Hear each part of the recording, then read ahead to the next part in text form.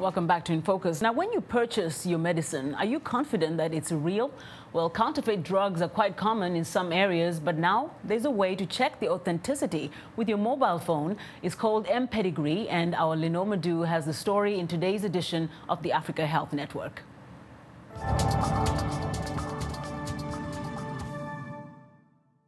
Bright Simons is trying to curb the rampant trade of counterfeit prescription and over-the-counter drugs. The Ghanaian innovator is using a free text messaging service known as M-Pedigree.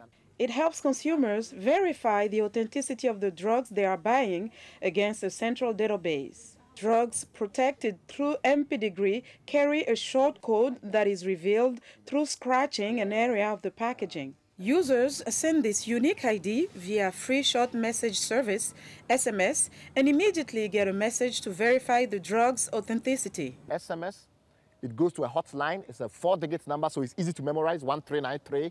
It's just like a 911 or a 999.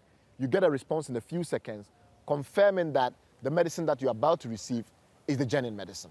Classified by the World Health Organization as spurious, falsely labeled, falsified counterfeit medicines, or SFFC, the fake products range from random mixtures of harmful toxic substances to inactive, ineffective preparations. Some contain a declared active ingredient and look very similar to the genuine product, deceiving health professionals as well as patients. WHO says SFFC medicines can result in treatment failure or even death. Statistics show that every year, 700,000 people die globally of causes related to counterfeit medicines.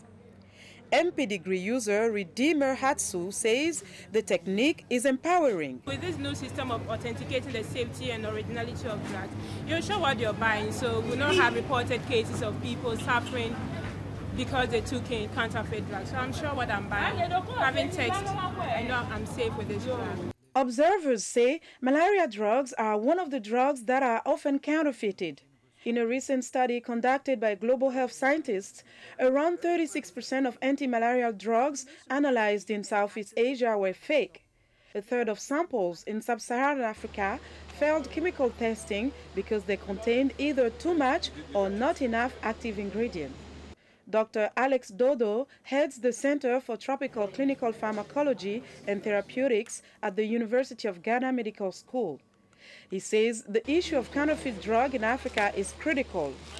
The challenge is knowing the size of the problem. We know there is a problem. When studies have been conducted, you can get up to 40% of all medicines for malaria being not of the expected standard or being counterfeited or being fake. For some conditions or some anti-malarials or antibiotics, the problem is worse. So one of our biggest challenges is to actually quantify the size of the problem and then begin to deal with it. But there is a problem. The problem is not getting better. It's getting worse. The source of a SFFC medicine is often unknown. In addition to health risks, fake medicines cause an important loss of revenue for the pharmaceutical industry.